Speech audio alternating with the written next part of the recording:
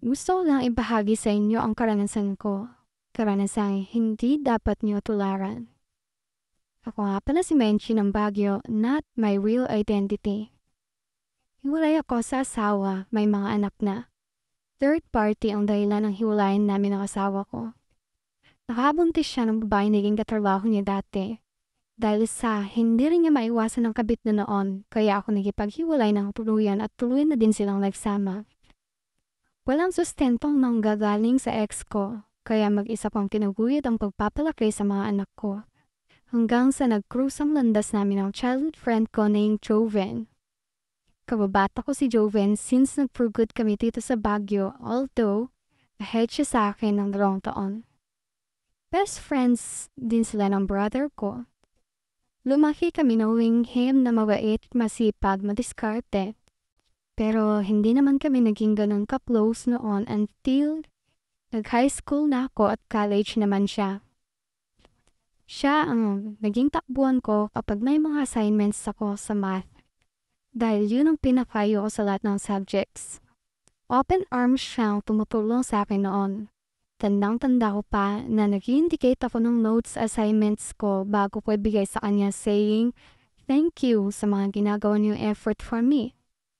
Nagka-crush ako sa kanya noon, alam ko din na mutual ang feelings namin sa isa't isa.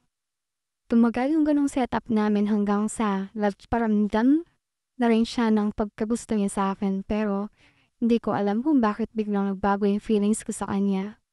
Kung kailan siya nagpakita ng motibo ay tsaka naman ako. Tsaka naman nawala na yung feelings ko para sa kanya instantly.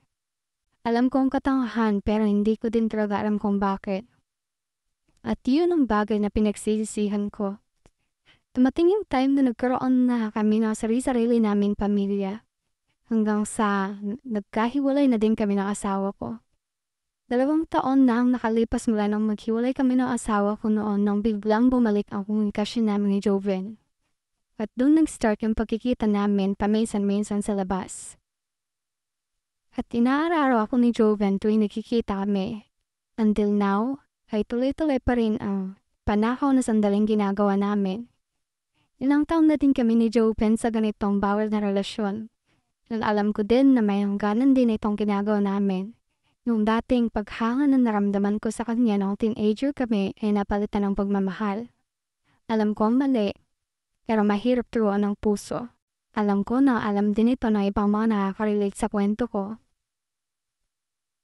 Dear sender, lahat naman ng tao ay nagkakamali, kaya habang maaga pa ay pwede mo pa yang itama. Kesa magsisi ka kung kailan huli na.